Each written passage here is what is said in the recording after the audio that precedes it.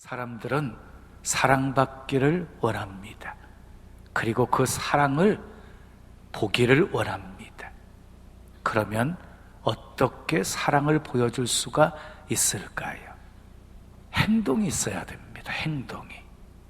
아브라함을 보십시오. 독자 아들 이삭을 모리아 산에 번제로 바치는 순종은 하나님께 향한 사랑을 행동으로 보여준 것입니다. 막달라 마리아를 보십시오. 향유 옥합을 깨뜨려서 예수님 머리에 부어드린 헌신은 예수님을 향한 사랑을 행동으로 보여드린 겁니다. 여러분, 삼손과 드릴라를 잘 알고 있지요. 삼손은 드릴라를 사랑했습니다. 그런데 사랑했어도 영적인 비밀은 알려주지 않았습니다. 그랬더니 드릴라가 당신이 힘이 어디서 나오는지 그 비밀을 내게 알려주지 않는 것은 나를 사랑하지 않기 때문이라고 말하니까 삼손이 죽을 만큼 괴로워합니다. 그리고 결국은 힘의 출처가 머리카락에 있음을 알려주게 되어집니다. 머리카락 잘리게 되어지고 두 눈알 뽑히게 되어지고 연자 맷돌 돌리는 신세가 되어집니다. 사랑을 보여주었다가 잘못된 사랑에 속은 것입니다. 사람들은 이처럼 사랑을 확인하기를 원합니다. 행동으로 보여주기를 원합니다. 근데 놀라운 것은요, 사람만 그런 것이 아니라 하나님도 그러시다는 거예요. 여러분, 하나님은 먼저 우리에게 사랑을 보여주셨습니다.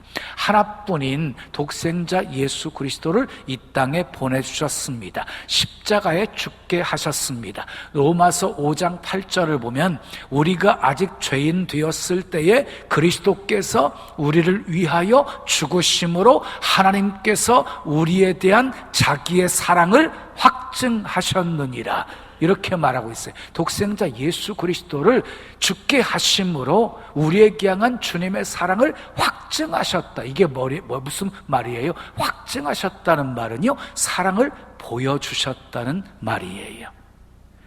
하나님은 독생자를 주실 만큼 우리를 사랑하십니다. 믿으시면 크게 아멘 하십시오. 우리가 조금 부족해도 사랑하십니다. 실수해도 사랑하십니다. 탕자처럼 큰 잘못을 해도 사랑하십니다. 하나님의 사랑은 영원한 사랑입니다. 변함없는 사랑입니다. 조건 없는 사랑입니다. 우리가 하나님을 사랑해서 사랑해 주신 것이 아닙니다.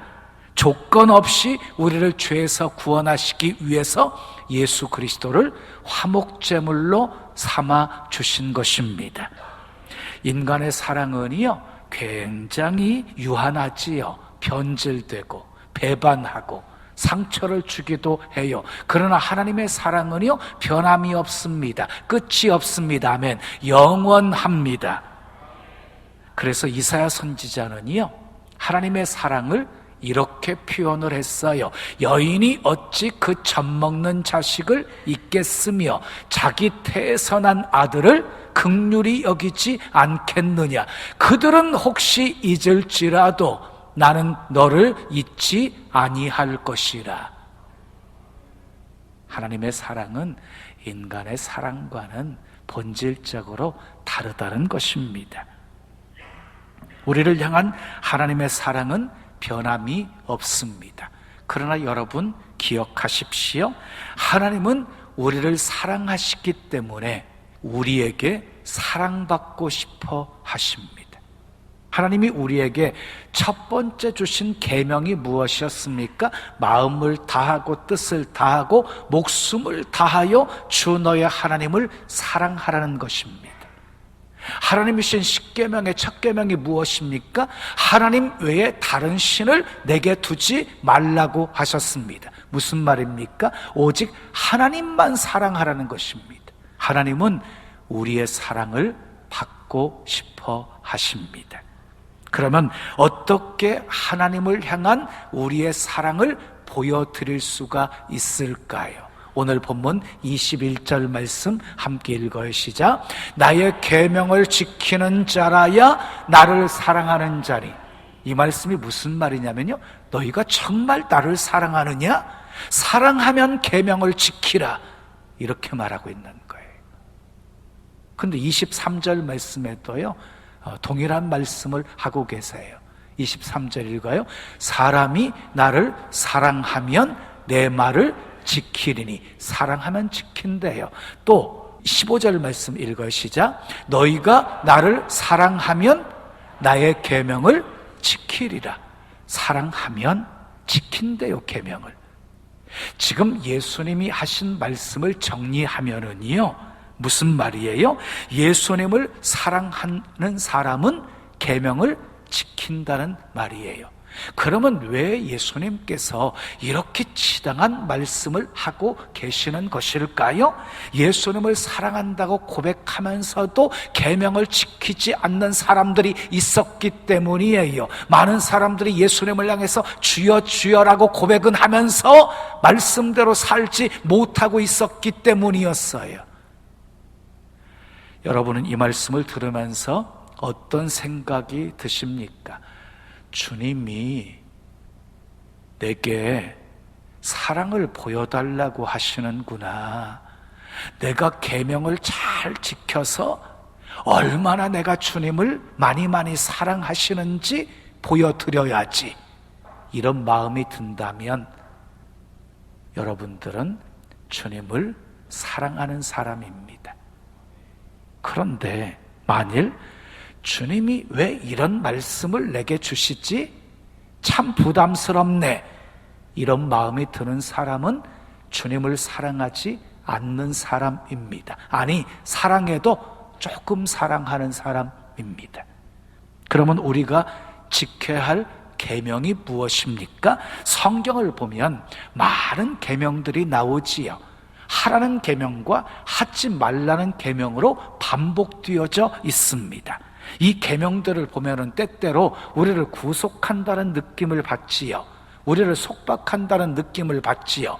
그래서 젊은이들이 교회 오기를 꺼려하는 이유가 되었어요. 말씀이 자기들을 구속하고 속박한다고 생각하기 때문에 믿음 갖는 것을 주저하고 있는 거예요.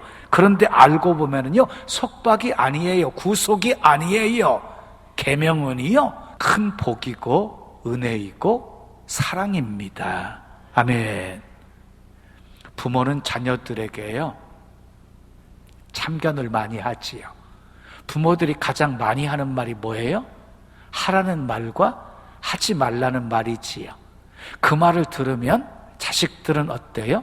참 듣기 싫어하지요. 또 잔소리고만, 간섭한다고 생각하면서 싫어하지요. 그런데 사실은 그 잔소리가 사랑입니다. 보호하고자 하는 마음입니다. 왜 예수님께서 나를 사랑하면 계명을 지키라고 말씀하셨을까요? 계명을 지켜야 될 이유를 분명히 말씀하고 있어요. 신명기 10장 13절 말씀 읽어요. 시작. 내가 오늘 내 행복을, 누구 행복을 위하여? 내 행복을 위하여 내게 명하는 여호와의 명령과 규례를 지킬 것이 아니냐. 여호와의 명령과 규례를 지키라고 명령하는 이유는 너의 행복을 위한 것이다 라고 말씀하고 있는 거예요.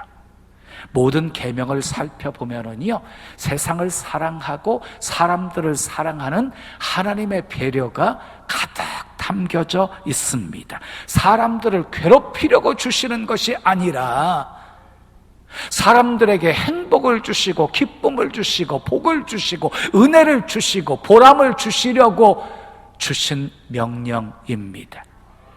하나님을 사랑하는 사람은요 아주 기쁘게 계명을 지킵니다. 내 행복을 위해서 명한 것임을 알기 때문입니다. 때로는 목숨 걸고 계명을 지킵니다.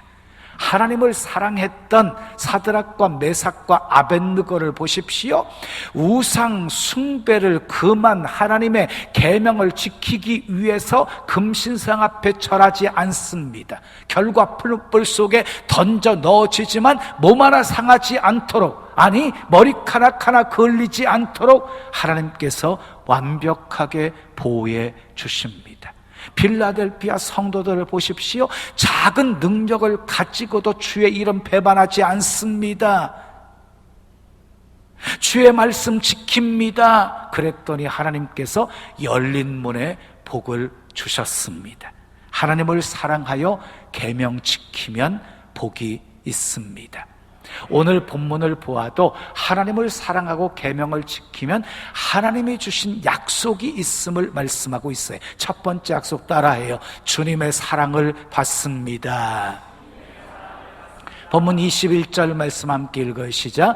나의 계명을 지키는 자라야 나를 사랑하는 자니 나를 사랑하는 자는 내 아버지께 사랑을 받을 것이요 나도 그를 사랑하여 그에게 나를 나타내리라. 그래서 주님의 계명을 지키는 자가 주님의 사랑을 받고 주님을 사랑하는 자가 주님의 사랑을 받을 것이라고 말씀하고 있습니다. 주님의 사랑을 받고 싶으시면 아멘 하십시오. 그러면 계명을 지키셔야 합니다.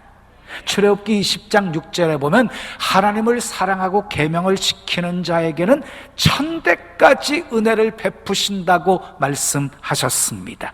주님을 사랑하여 순종한 아브라함은 사랑을 받았어요. 모세도 사랑을 받았어요. 다윗도 사랑을 받았고 베드로도 사랑을 받았고 바울도 사랑을 받았습니다. 주님을 사랑하여 계명 지키면 주님의 사랑을 받습니다. 두 번째 따라해요. 주님이 함께 하십니다. 본문 23절 말씀 함께 읽어요. 예수께서 대답하여 이르시되 사람이 나를 사랑하면 내 말을 지키리니 내 아버지께서 그를 사랑하실 것이요 우리가 그에게 가서 거처를 그와 함께 하리라. 여기 보세요. 우리가 그와 함께 하리라 라고 말씀했어요. 여기서 우리는 누구예요? 성부, 성자, 성령께서 하나님을 사랑하고 계명을 지키는 자에게는 함께 하신다는 약속이에요.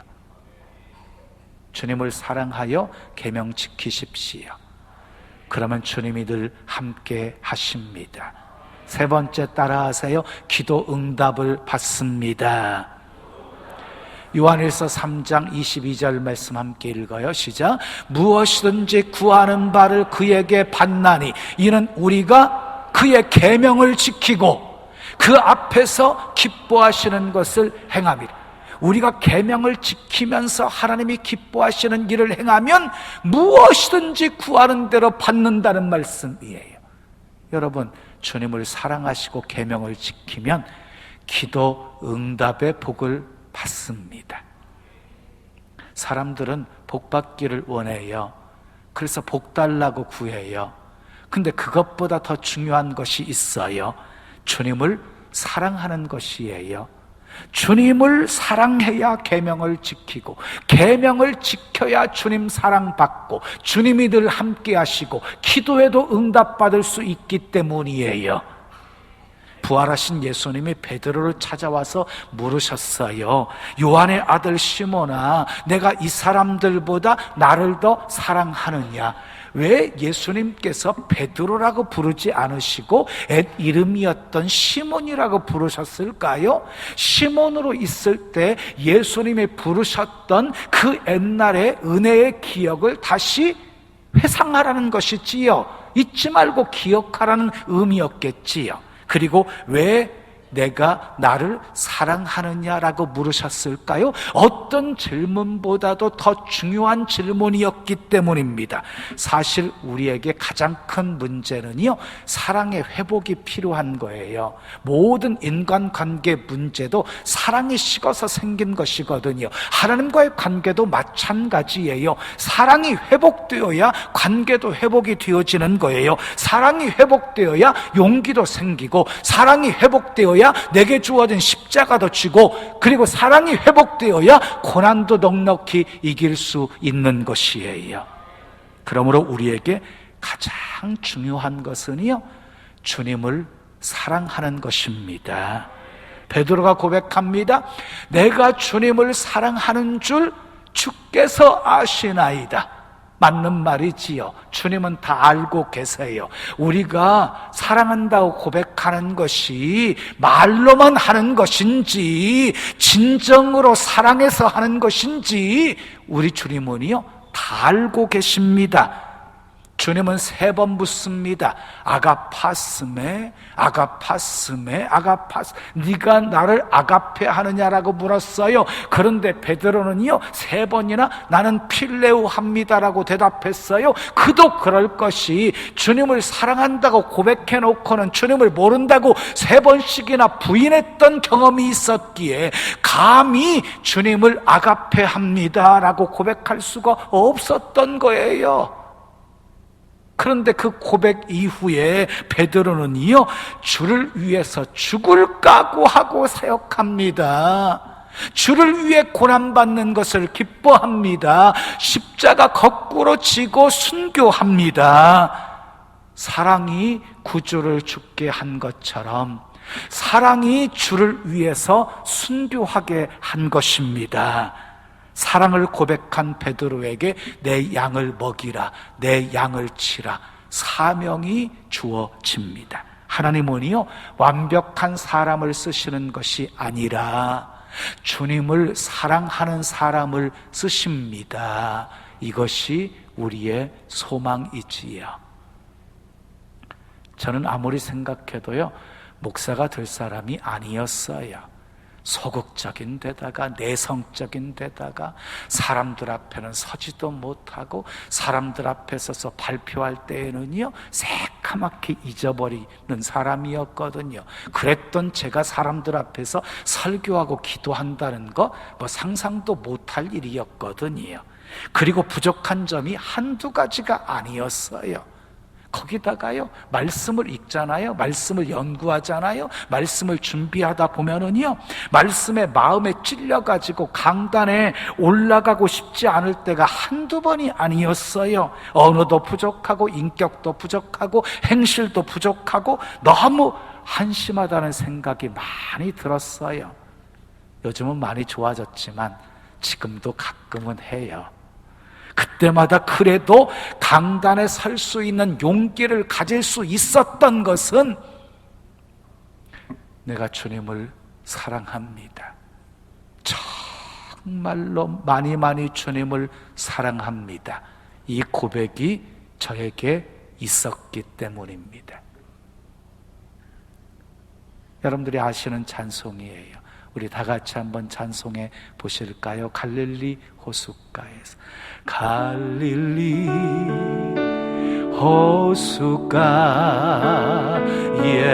호숫가에서 주님은 시몬에게 물으셨네.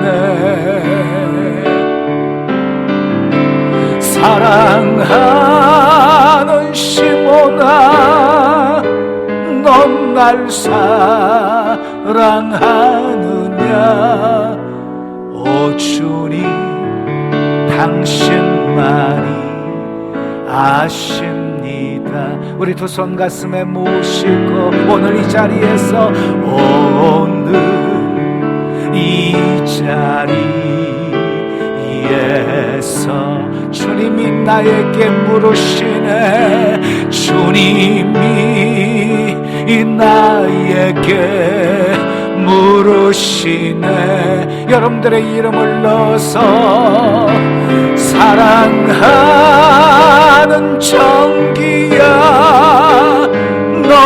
날 사랑하느냐.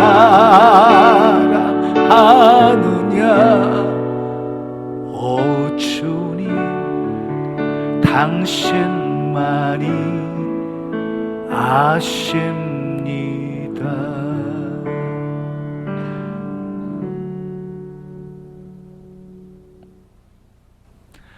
신앙생활 하면서요, 내가 주님을 믿습니다 라는 고백보다 내가 주님을 사랑합니다 하는 고백이 훨씬 더 복이 있습니다.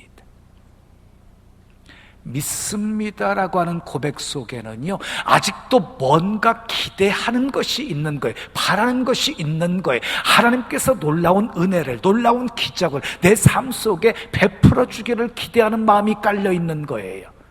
그래서요, 삶이 힘들어지잖아요.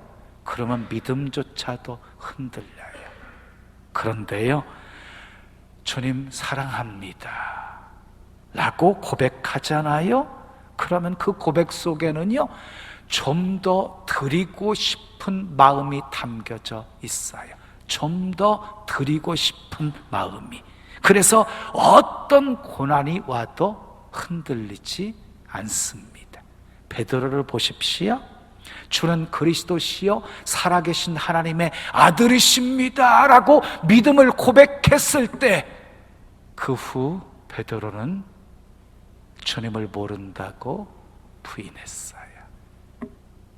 근데 주님을 사랑한다고 고백한 후에는요, 자기 십자가를 지고 죽기까지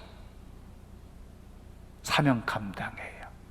주를 위해서 충성해요. 그러므로 우리는 믿는다는 고백을 넘어서 주님을 사랑한다는 고백을 많이 해야 합니다. 아멘. 사랑이 있으면 어떤 상황 속에서도 흔들리지 않고 어떤 상황 속에서도 헌신의 삶을 살 수 있기 때문입니다. 그래서 주님은 베드로에게 내가 이 사람들보다 나를 더 사랑하느냐? 라고 물으신 거예요. 그리고 지금도 우리에게 똑같은 질문을 하십니다. 내가 나를 사랑하느냐? 여러분, 주님을 사랑하십니까? 얼마나 사랑하십니까? 이제 잘 생각하고 아멘 하십시오. 주님을 따르다가 고난이 와도, 주님을 따르다가 고난이 와도 불평하지 않고 계속해서 주님을 따를 만큼 사랑하십니까? 주님이 맡긴 사역 감당하다가 자존심이 상하고 막대한 손실을 보아도 뒤돌아보지 않고 주님을 따를 만큼 사랑하십니까? 말씀대로 살다가 직장을 잃고 사회에서 냉대를 받아도 원망하지 않고 주님을 따를 만큼 사랑하십니까? 더 나아가 주님이 원하신다면 여러분들의 소유를 가장 소중한 것을 드릴 만큼 주님을 사랑하십니까? 주님의 소리에 귀를 기울이십시오. 내가 나를 사랑하느냐? 내가 나를 사랑하느냐? 나를 사랑하면 계명을 지키라.